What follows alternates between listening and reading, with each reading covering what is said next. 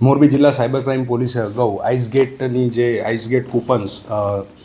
ગેરકાયદેસર રીતે એટલે કે બનાવટી દસ્તાવેજો જીમેલ આઈડી અને ફેક ફોન નંબર્સ યુઝ કરીને જે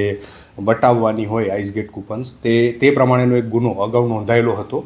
જે જ પ્રકારની મોડસ ઓપરાન્ડીવાળો એક બીજો ગુનો નોંધાયો છે, જેમાં અત્યાર સુધીમાં કુલ 9 સિરામિક ઇન્ડસ્ટ્રીઝના યુનિટ સામે આવ્યા છે કે જેઓની સાથે કુલ 1,87,50,000નું આઈસગેટ કૂપન્સ વટાવી લેવાનું ફ્રોડ આચરવામાં આવ્યું હોવાનું સાયબર ક્રાઇમ પોલીસ સ્ટેશનના ધ્યાનમાં આવ્યું છે અને તેની તપાસ હાલ ચાલુ છે. આની અંદર અલગ અલગ જે કંપનીઓના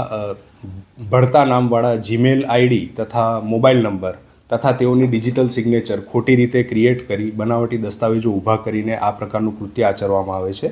આ તપાસમાં હાલ હજી સુધી કોઈ આરોપી એવું તપાસ હજી ચાલુ છે, કોઈ આરોપી હજી સુધી એવો અટકમાં આપણે લીધો નથી અને આગળ હવે તપાસ further cyber crime police station team દ્વારા કરવામાં આવશે. સાહેબ, ઉદ્યોગપતિઓને આઈસગેટ કૂપન્સ જે ઉદ્યોગપતિઓ જે છે તેઓને જેટલા એમના એક્સપોર્ટ કરે, જેટલાનો માલ તેઓ એક્સપોર્ટ કરે છે તેની સામે જે વળતર સ્વરૂપે સરકારશ્રી દ્વારા તેઓને જે ઇમ્પોર્ટ માટેની જે કૂપન્સ આપવામાં આવે છે તે ટોકન બાબતે સજાગ રહીને તે ટોકન આવી રીતે કોઈ અન્ય ફ્રોડ ન કરી જાય તે બાબતે તેઓએ સાવચેત રહેવાની મોરબી જિલ્લા સાયબર પોલીસ દ્વારા અપીલ કરવામાં આવે છે.